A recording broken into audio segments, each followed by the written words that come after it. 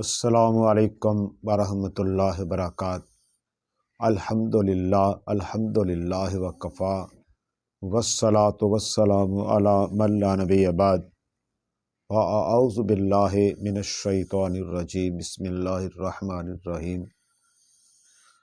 من قتل نفسا بغیر نفس او فساد فی الارض فکأنما قتل الناس جمیعا۔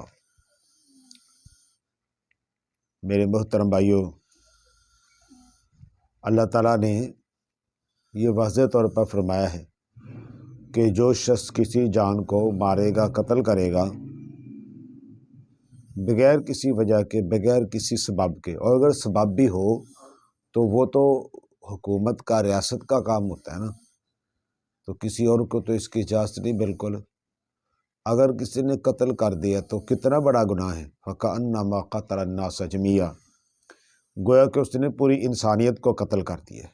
میرے محترم بھائیوں، اب یہ خبر آ رہی ہے کہ بلوچستان کے علاقے میں کوئی سردار ہے، اور سنید ہے کہ وہ صوبائی وزیر بھی ہے، تو اس نے کچھ لوگوں کو اپنے پاس ملازم رکھا ہوا تھا، اور ان پہ وہ جبر اور سختی اور ظلم کرتا تھا، اور ان کو قیدی بنا لیا۔ اور کچھ عرصہ پہلے پھر اس خاتون کی ایک ویڈیو بھی وائرل ہوئی جس میں اس نے قرآن پاک اٹھا کے کہا کہ میری مدد کی جائے، لیکن پورے ملک میں اس کی مدد کسی نے نہیں کی۔ اور اس کو چونکہ وہ غریب تھی اور وہ بے بس تھی، اور چونکہ اس کے پاس دولت کے انبار نہیں تھے، اور اس بیچاری کو پوچھنے والا کوئی نہیں تھا، اور کسی نے اس کی بات کی طرف توجہ، تحقیق کی ضرورت ہی محسوس نہیں کی، جس کا نتیجہ یہ نکلا کہ وہ اور اس کے 2 بچوں کو مار دیا گیا۔ یعنی یہ اطلاع آ رہی ہے۔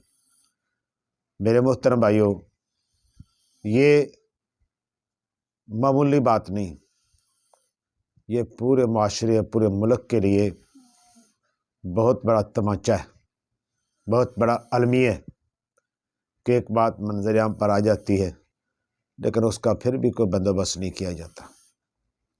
یاد رکھیے، نبی علیہ الصلوۃ والسلام نے فرمایا، سنن ترمذی میں حدیث ہے، آپ نے کہا اگر کسی شخص کے قتل میں سارے آسمان والے اور زمین والے شریک ہو جائیں اور نجائز قتل ہو، اللہ سب کو جہنم میں پھینک دے، اللہ کے لیے کوئی مشکل نہیں۔ انصاف قائم کرنا اللہ نے۔ نبی علیہ الصلوۃ والسلام، قیامت کا دن ہوگا، جو مقتول ہے وہ قاتل ایک ہاتھ میں اس کا قاتل کا گریبان ہوگا، اور دوسرے ہاتھ سے اپنا کٹا ہوا سر وہ لے کر اللہ کے سامنے پیش ہو جائے گا۔ یا اللہ اس ظالم سے پوچھو اس نے مجھے کیوں قتل کیا تھا؟ کیا ہم اس کے پاس ملازم تھے؟ اس کا یہ مطلب تو نہیں تھا کہ ہمیں مار دیتا۔ ہم غلام تو اس کے نہیں تھے، ملازم تھے، کام کر کے روزی کھاتے تھے، کام کر کے پیسے لیتے تھے۔ یہ اس نے ہمارے ساتھ اتنا بڑا ظلم کیوں کیا ہے؟ اس کو جہنم کے اندر پھینک دیا جائے گا۔ میرے بھائیو، یہ داستان صرف ایک خاتون تک محدود نہیں ہے۔ پھر ہم کہتے ہیں بھی زلزلے کیوں آتے ہیں، اللہ کی طرف سے عذاب کیوں ہوتا ہے؟ اگر حکومتیں اپنا کام کرنا چھوڑ دیں، ریاستی ادارے اپنی ذمہ داری ادا کرنی چھوڑ دیں، حکومتیں سو جائیں، حکومتوں کا کام کرسی بچانا ہے، کسی کو انصاف دینا نہیں، تو اللہ تعالیٰ تو بے بس نہیں ہے۔ اللہ تعالیٰ کے لیے مشکل کوئی نہیں ہے۔ اللہ تعالیٰ کو کسی کی پرواہ نہیں، ولا یخاف عقباہا۔ اللہ تعالیٰ کو کسی کی پرواہ نہیں ہے، کوئی کتنے بڑے عہدے پر ہے، کوئی وزیر ہے، کوئی پیسے والا ہے، دولت والا ہے، اللہ تعالیٰ کو کسی کی پرواہ نہیں ہے۔ اور جب اللہ تعالیٰ پکڑتا ہے، ان بطش ربک لشدید، تے رب کی پکڑ وہ بہت سخت ہے، ڈر جا اللہ سے۔ اور غریب کی بد دعا وہ ہوتی ہے، غریب کی بد دعا ہوتی ہے کہ اس کے اور اللہ تعالیٰ کے درمیان کوئی چیز حائل اور رکاوٹ نہیں ہوتی۔ نبی علیہ الصلوۃ والسلام میں اگر مظلوم کافر ہے، اللہ اس کی دعا قبول کرتا ہے۔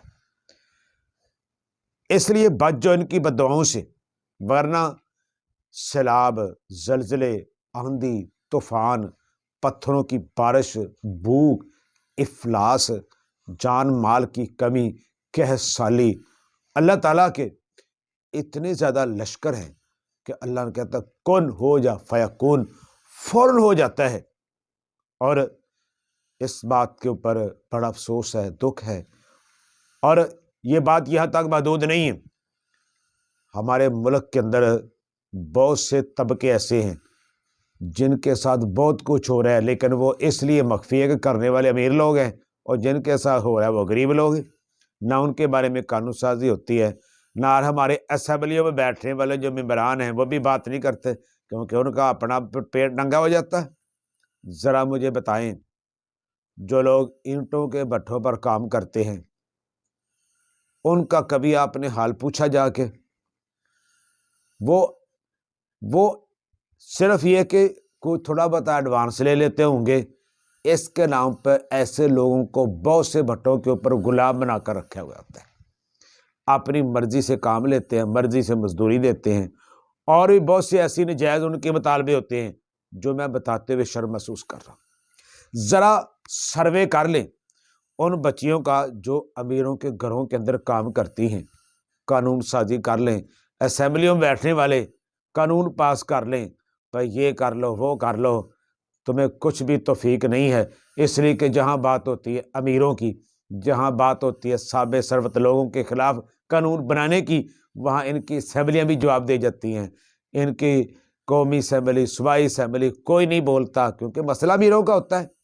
تو اس لیے یہ میں نے ایک دو بات کی نشاندہی کی ہے، ورنہ ایک ایک طبقے کو دیکھ لیں، ایک ایک فیلڈ کو دیکھ لیں، ایک ایک شعبے کو دیکھ لیں، وہاں آپ کو استحصال ہر جگہ نظر آئے گا، تو غریب بندے کا نظر آئے گا۔ ظالموں، غریبوں کے ووٹوں سے اس حد تک پہنچتے ہو اور ظلم بھی ان غریبوں کے اوپر کرتے ہو، تمہیں شرم آنی چاہیے۔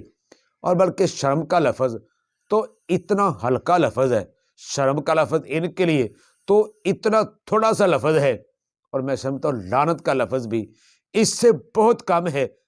واللہ اس وقت مجموعی اعتبار سے ہم سب کے سب اللہ کے سامنے مجرم ہیں، ہم سب کے سب جواب ہیں کہ ہم اتنے کمزور ہیں، اتنی رہ گئے ہیں کہ ایک مظلوم عورت قبل از وقت کہتی ہے قلم جی ہاتھ میں اٹھا کے میری مدد کرو، اور کوئی اس کی مدد نہیں کرتا۔ کیا یہ اجتماعی جرم نہیں ہے؟ اللہ تعالیٰ انفرادی جرم سے درگزر کر سکتا ہے، لیکن جب کوئی چیز اجتماعیت کے شکل اختیار جاتی ہے تو پھر اس کے اوپر عذاب بھی اجتماعی طور پر آتا ہے، قبل اس کے کہ ہم سب اللہ کی پکڑ میں آ جائیں، ہمارے اوپر اللہ معاف کرے کوئی زلزلہ اور عذاب نہ آ جائے۔ میں گزارش کروں گا اپنے اداروں سے، حکومتوں سے، ریاست سے کہ اپنا فریضہ سر انجام دے اور غریبوں کی مدد کریں، ان کو ظلم سے بچا لیں، ان کو بڑے لوگوں سے جبر سے بچا لیں، ان کو انصاف دیں۔ اللہ کرسی بھی دے گا، اقتدار بھی دے گا، ریاست بھی آپ لوگوں کی ہوگی، سب کچھ ہوگا، لیکن اگر آپ انصاف کریں گے تو تب، اس کے بغیر ممکن نہیں۔ وما علینا الا البلاغ۔